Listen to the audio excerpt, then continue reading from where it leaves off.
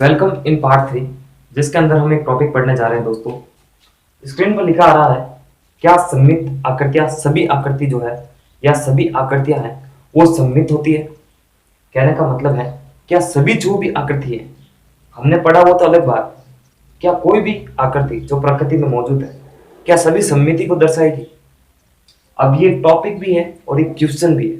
Oral test में आपसे question पूछा जा सकता है, क्या सभी आकृतियां, ओरल टेस्ट के हिसाब से क्या सभी आकृतियां, स्क्रीन पर लिखा आ रहा है क्या सभी आकृतियां सममितता को दर्शाती है, तो क्रॉस, नहीं, सभी आकृतियां सममितता को नहीं दर्शाती है। सममिति का अर्थ क्या होता है, हमने पार्ट फर्स्ट के अंदर पढ़ा है, क्या है कि किसी भी ऑब्जेक्ट के सेंटर्स में, किसी भी ऑब्जेक्ट के सेंटर में एक ऐसी रेखा जाए और इस रेखा को क्या कहते हैं, सममित रेखा या फिर सममित अक्ष।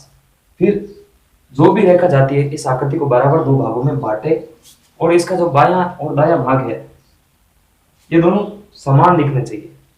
प्लस एक चीज ऐड क्या होती थी इसके अंदर, 3-4 रूल्स होते थे। प्लस जब इन दोनों को एक दूसरे पर रखे तो एक दूसरे पर पूर्णतः एक दूसरे को क्या कर ले, ढक ले। ऑब्जेक्ट के बीच में से एक ऐसी लाइन जाए जो आकृति को बराबर दो भागों में बांट दे, जिसके कारण बायां और दायां भाग है वो बराबर दिखे, यानी इधर से देखने पर भी यानी ये इसका प्रतिबिंब दिखना चाहिए या फिर ये इसका प्रतिबिंब दिखना चाहिए।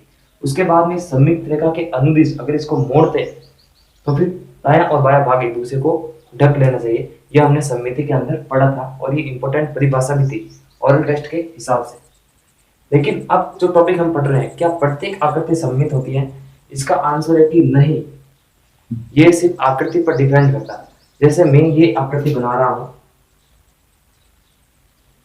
ये तो देखने पर ही पता चलता है कि इसके सेंटर में से एक लाइन गुजारा हूं इस तरह से, तो बिल्कुल दायां और बायां भाग दोनों बराबर है, बायां और दायां भाग दोनों बराबर है। इस रेखा के अनुदिश इस आकृति को मैं इस तरह से मोड़ूंगा तो दोनों भाग एक दूसरे को, सिंपल है कि दोनों भाग एक दूसरे को पूर्णतः ढक लेंगे, पूर्णतः ढक लेंगे।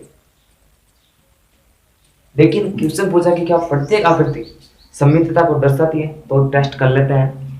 तो मैं इस तरह से कुछ आकृति बना रहा हूं और ये हमारे बुक के अंदर भी है, तो क्या ये आकृति सममितता को दर्शाएगी। इसके बीच में से एक लाइन गुजार रहा हूं इस तरह से, तो लाइन गुजारने पर आकृति बराबर दो भागों में बट रही है क्या, बिल्कुल नहीं बट रही है। ये आकृति और ये यानी ये बायां भाग और ये इसका दायां भाग ना तो एक दूसरे से मैच कर रहे हैं और ना ही एक दूसरे के प्रतिबिंब है। प्लस अगर इसको इसके अनुदिश मोड़ते हैं, इस रेखा के अनुदिश एक दूसरे पर ढकेंगे तो दोनों भाग एक दूसरे को बराबर रूप से नहीं ढकेंगे। तो सिंपल है कि हर आकृति सममितता को नहीं दर्शाती है। उसी तरह से जैसे ये मेरे पास में मार्कर है, क्या ये भी सममितता को दर्शाएगी। जैसे ये मार्कर है और इस मार्कर के सेंटर में से लाइन गुजरेंगे तो ये भाग बायां और दायां भाग दोनों क्या है, अलग अलग है। इसका मतलब प्रत्येक आकृति जो है वो सममितता को नहीं दर्शाती है। क्लियर। तो ये सममिति का क्या प्रत्येक आकृति सममिति होती है, तो बिल्कुल नहीं होती। इसका आंसर क्लियर है कि नो, या आकृति पर डिपेंड करता है, उसके शेप पर डिपेंड करता है। और फिर हम जब प्रैक्टिकल करते हैं, इसके बीच में से लाइन गुजारते हैं, फिर देखने पर ही हमको पता चलता है कि क्या आकृति सममित है या नहीं है। तो पार्ट 3 के अंदर इतना ही दोस्तों। पार्ट 4 में हम प्रश्नावली 13.1 करेंगे और पार्ट 3 के अंदर प्रश्नावली जो 13.1 थी उसका जितना भी बेसिक है वो आ चुका है। तो आप वीडियो को जरूर लाइक करें, शेयर करें, हमारे चैनल को सब्सक्राइब करें और नेक्स्ट पार्ट के लिए नेक्स्ट वीडियो जरूर देखें। नमस्कार।